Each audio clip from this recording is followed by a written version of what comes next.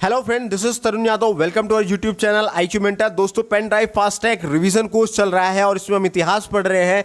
इतिहास में मध्यकालीन इतिहास में खिलजी वंश के बारे में पढ़ रहे थे, जिसमें हमने आपको पहली पार्ट में जलालुद्दीन फिरोज खिलजी के बारे में पढ़ा दिया था। साथ ही साथ अलाउद्दीन खिलजी के बारे में पढ़ाया था।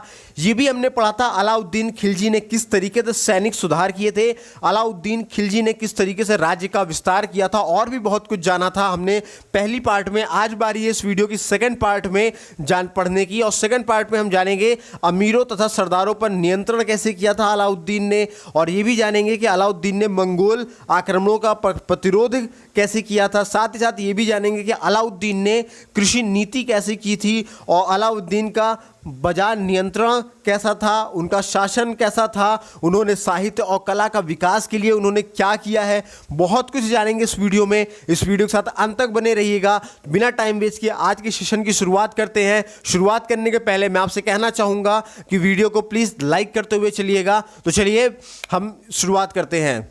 तो now the first thing is कि अमीरों तथा सरदारों पर अलाउद्दीन ने बहुत बेहतरीन तरीके से नियंत्रण किया था। अलाउद्दीन का दोस्तों ये मानना था कि दावतों और उत्सवों से मिलने पे से अमीरों तथा सरदारों में निकटता आती है और इससे आत्मीयता बढ़ा करती है, जिससे सुल्तान के प्रति षड्यंत्र वो रच सकते हैं और षड्यंत्र रचेंगे और विद्रोह करने का उनको अवसर मिल जाएगा। तो इन विद्रोहों को रोकने के लिए अलाउद्दीन खिलजी ने दरबार के अमीरों तथा सरदारों पर कठोर प्रतिबंध लगाए थे और उनके इलाकों पर राज्य द्वारा अधिकार कर लिया गया था, और अमीरों को दावतों, मदिरापान और गोष्ठियों पर भी नियंत्रण लागू किया और उन पर नज़र भी रखे थे। और सुल्तान की पूर्व आज्ञा के बिना अमीर सामाजिक समारोह का आयोजन नहीं कर सकते थे, और उन्होंने गुप्तचर जो हायर किए थे, गुप्तचर हमेशा इनके जो अमीर थे और सरदार थे उन पर नज़र रखा करते थे और पल पल की खबर अलाउद्दीन को दिया करते थे। तो इन प्रतिबंधों से सरदार और अमीर हमेशा भयभीत रहा करते थे और सुल्तान के विरुद्ध किसी की भी सिर उठाने की हिम्मत नहीं हुआ करती थी। तो इस प्रकार उन्होंने क्या किया, अमीरों पर पूरी तरीके से नियंत्रण किया था।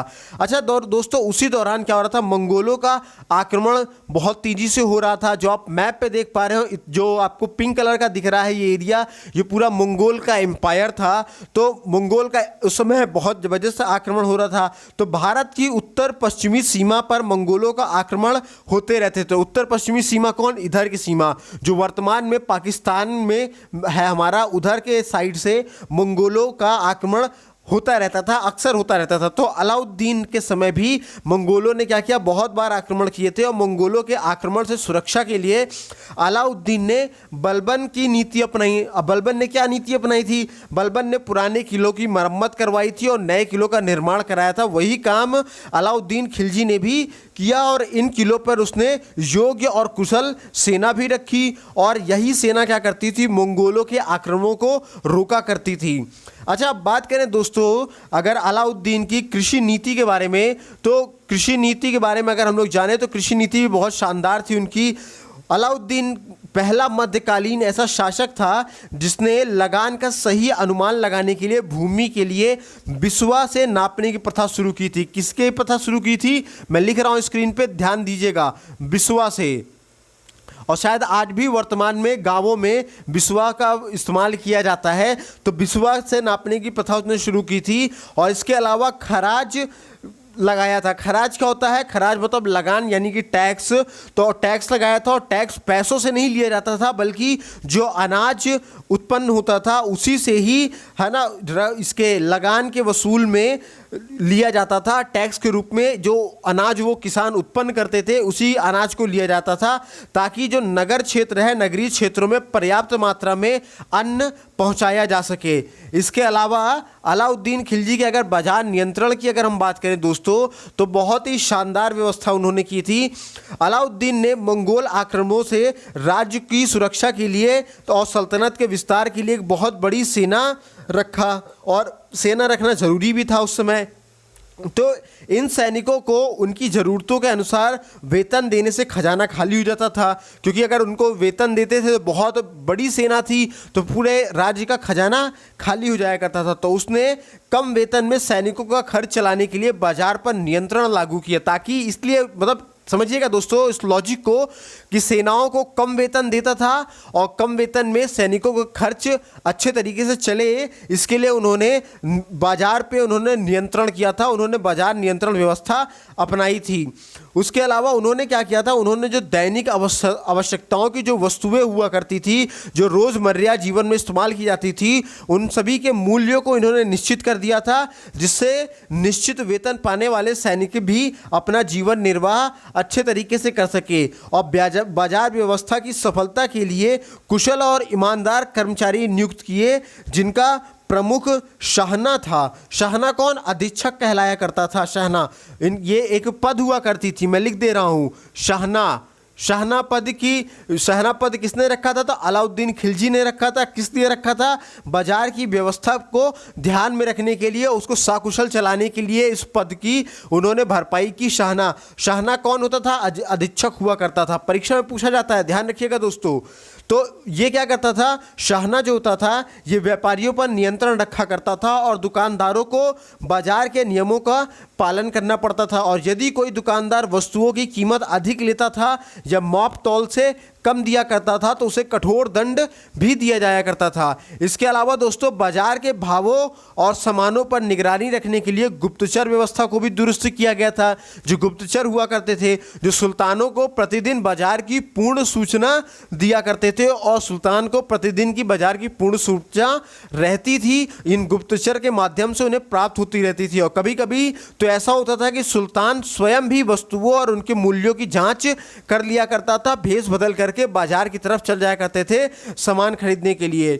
इस व्यवस्था का परिणाम यह हुआ कि दुकानदार वस्तुओं को अधिक मूल्य लेने का साहस नहीं कर पाते थे और कुशल बाजार नियंत्रण के लिए सरकारी गोदाम भी उन्होंने स्थापित किए थे।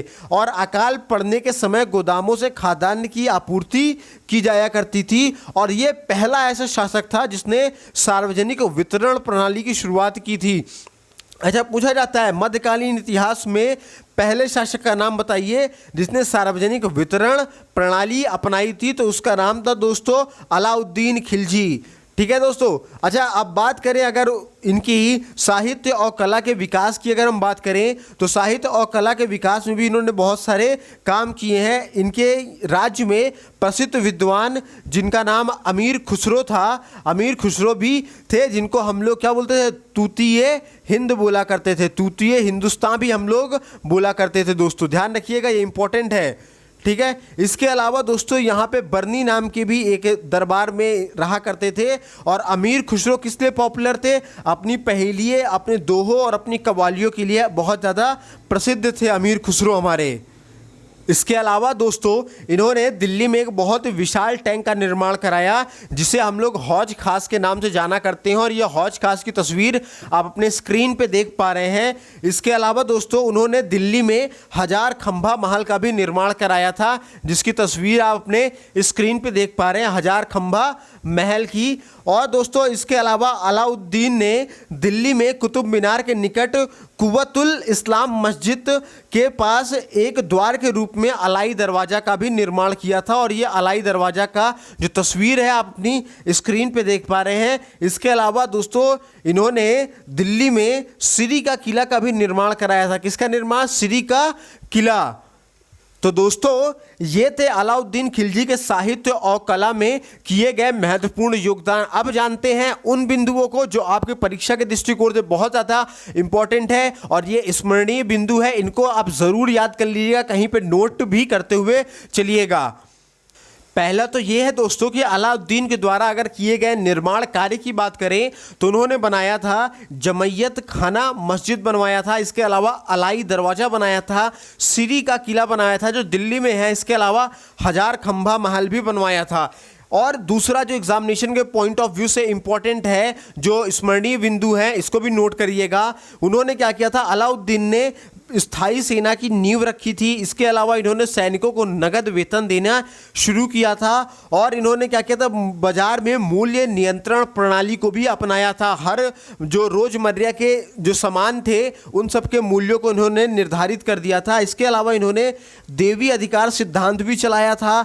और इसके अलावा इन्होंने घोड़े दागने की प्रथा की भी शुरुआत की थी। और इन्होंने ही सैनिकों का हुलिया लिखने का शुरुआत भी किया था और बाजार नियंत्रण प्रणाली की शुरुआत भी इन्होंने की थी। अलाउद्दीन खिलजी ने सल्तनत में पहली बार आर्थिक सुधार किया था। ये ध्यान रखिएगा, अलाउद्दीन ने पहली बार सल्तनत में आर्थिक सुधार किया था और आर्थिक सुधार के तहत अलाउद्दीन खिलजी ने सभी प्रकार के वस्तुओं का मूल्य निर्धारण किया था और उसके अलावा उन्होंने प्रमुख 4 तरीके की मार्केट बनाई थी। पहला जिसमें से है गल्ला ए मंडी, जो वर्तमान में आप मंडी जानते हैं, जिसमें जहाँ पे सब्जियों की मार्केट बहुत बड़ी लगती है, उसको हम लोग गल्ला ए मंडी बोला करते हैं। उसके अलावा उन्होंने सराय ए अदल मार्केट का उन्होंने स्थापित किया। इसके अलावा मार्केट ऑफ हॉर्सेस यानी घोड़ों की मार्केट उन्होंने लगाई। स्लेव्स की मार्केट यानी दासों को जहां पे खरीदा बेचा जाता था उसकी मार्केट उन्होंने अलग की। एंड लिव स्टॉक, जहां पे रोज जीवन यापन करने वाले सामानों की आवश्यकता होती थी, उसकी मार्केट इन्होंने अलग की। इसके अलावा उन्होंने कुछ कॉमन मार्केट भी बनवाया जहां पे एक जगह पे सारी चीज़ें आपको अवेलेबल हो जाए। इसके अलावा जो सबसे पॉपुलर हुआ, जो सबसे ज़्यादा सक्सेसफुल हुआ, वो हुआ था गल्ला ए मंडी हुआ था, जहाँ से आपको बहुत ह्यूज अमाउंट पे अनाज मिल जाया करते थे और जहाँ पे सिर्फ अनाज की मार्केट हुआ करती थी, जिसके कारण वहाँ पे प्राइसेस कभी हाई नहीं होने पाते थे। इसके अलावा दोस्तों, अलाउद्दीन खिलजी पहला ऐसा सुल्तान था जिसने क्या किया, भूमि को माप कराया और माप करा करके वहाँ पे टैक्स का निर्धारण किया। और टैक्स क्या था कि जो भी उपज होगी भूमि की, उसका 50% अनाज लिया जाएगा। और इन्होंने क्या किया, अलाउद्दीन खिलजी ने सेना को एकदम चुस्त दुरुस्त रखने के लिए हमेशा सेना का हुलिया रखा और घोड़े दागने की प्रथा की शुरुआत की और सैनिकों का हमेशा वो प्रैक्टिस करवाया, समय समय पे युद्ध अभ्यास करवाते रहे। इसके अलावा खिलजी के शासनकाल में चिश्ती संप्रदाय के प्रमुख संत निजामुद्दीन औलिया भी रहा करते थे और श्रीनगर की स्थापना दोस्तों अलाउद्दीन खिलजी ने किया था। श्रीनगर आपका कहाँ पे है दोस्तों? जो श्रीनगर है आपका वो दिल्ली में है, जहाँ पे है आपका श्री का किला स्थापित है। इसके अलावा अलाउद्दीन खिलजी ने क्या किया, अलाई दरवाजे का भी निर्माण कराया, जो कुव्वत उल इस्लाम मस्जिद का प्रवेश द्वार भी माना जाता है, और जमैयत खाना मस्जिद का भी इन्होंने निर्माण कराया था। और ये जो जमैयत खाना मस्जिद बनाया है, ये पूरी तरह से इस्लामी शैली में निर्मित भारत की पहली मस्जिद है। अच्छा, परीक्षा के पॉइंट ऑफ व्यू से इंपॉर्टेंट है ये, परीक्षा के पॉइंट ऑफ व्यू से इंपॉर्टेंट ये है कि परीक्षा में पूछा जाता है कि भारत की पहली कौन सी मस्जिद है जो पूर्ण रूप से इस्लामी शैली में बनी हुई है, तो उस मस्जिद का नाम है जमैयत खाना मस्जिद। इसके अलावा दोस्तों, कुतुबुद्दीन मुबारक शाह खिलजी को नंग धड़ंग फ़कीर कहा जाता है। क्यों कहा जाता है? क्योंकि अच्छा, कुतुबुद्दीन मुबारक शाह के बारे में बता दूं कि ये अलाउद्दीन खिलजी के बाद जो दूसरे शासक या अंतिम शासक खिलजी वंश के होते हैं, ये मुबारक शाह ही हुआ करते हैं। और इनका जो शासनकाल है दोस्तों, वो 1316 से लगा करके 1320 ईस्वी तक रहता है, मतलब 4 वर्षों का रहा करता है। और ये खिलजी वंश के अंतिम शासक भी हुआ करते हैं। और परीक्षा के पॉइंट ऑफ व्यू से ये भी पूछा जाता है कि खिलजी वंश के अंतिम शासक कौन है, तो मुबारक शाह है। इनका शासनकाल कब से कब था? 1316 से 1320 था। अच्छा, खिलजी वंश के बारे में यही पूछा जाता है कि प्रथम शासक कौन था, तो प्रथम शासक कौन था? जलालुद्दीन फिरोज खिलजी था, जिनका शासनकाल 1290 से लेकर के 1296 तक रहा करता है। और ये भी कभी पूछा जाता है कि खिलजी वंश की नींव किसने रखी, तो खिलजी वंश की नींव जलालुद्दीन फिरोज खिलजी ने रखी थी। ये सभी के सभी एग्जामिनेशन पॉइंट ऑफ व्यू से बहुत ज़्यादा इंपॉर्टेंट है, इनको नोट करते हुए चलिएगा दोस्तों। और इसी में ही जो अंतिम शासक है, जिनका नाम कुतुबुद्दीन मुबारक शाह खिलजी है, इनको दोस्तों नंग धड़ंग फ़कीर भी कहा जाता है। और एग्जामिनेशन में पूछा जाता है कि नंग धड़ंग फ़कीर किसे कहा जाता है, तो कुतुबुद्दीन मुबारक शाह को कहा जाता है। अच्छा, इसके बाद और एक चीज़ और इम्पॉर्टेंट है, अलाउद्दीन खिलजी के बारे में ये भी कहा जाता है कि मर्दों से प्यार करने वाले शासक का नाम बताइए, तो मर्दों से प्यार करने वाले शासक का नाम अलाउद्दीन खिलजी है, जो खिलजी वंश से बिलोंग करते हैं। और इनका शासनकाल कब से कब तक था, तो 1200 1296 से लेकर के 1316 तक रहता है। कब से कब तक? 1296 से 1316 तक रहता है, सन जरूर याद रखिएगा। इसके अलावा 1320 ईस्वी में गाजी मलिक, जिनका नाम गयासुद्दीन तुगलक रहता है, इन्होंने क्या किया? खुसरो खां की हत्या कर दी और दिल्ली सल्तनत पर एक नए तुगलक वंश की स्थापना कर दिया करते हैं। और यहीं से दोस्तों आपके तुगलक वंश की स्थापना हो जाया करती है। तो तुगलक वंश के बारे में दोस्तों जानेंगे हम लोग अगली वीडियो में। तो thanks for watching the video पसंद आई हो तो दोस्तों से लाइक कर दीजिएगा, शेयर कर दीजिएगा, सब्सक्राइब कर दीजिएगा। इसके अलावा दोस्तों हम प्रतिदिन मॉर्निंग में 5 बजे, सुबह 5 बजे करंट अफेयर का सेशन लेकर के आया करते हैं, जिसमें हम आपको डेली करंट अफेयर कराते हैं, जो परीक्षा के पॉइंट ऑफ व्यू से बहुत ज़्यादा महत्वपूर्ण हुआ करते हैं। तो हमारे चैनल पे अगर आप नए हैं तो उसे लाइक करके सब्सक्राइब जरूर कर दीजिएगा और बेल आइकन भी दबाइएगा, ताकि सभी वीडियो की लेटेस्ट अपडेट आप तक मिलती रहे। मिलेंगे अगली वीडियो में, जिसमें हम पढ़ेंगे तुगलक काल के बारे में। बहुत कुछ जानने को मिलेगा उस वीडियो में भी, बहुत कुछ सीखने को मिलेगा। तो दोस्तों तब तक अपना ख्याल रखिए, स्वस्थ रहिए, मस्त रहिए। जय हिंद दोस्तों।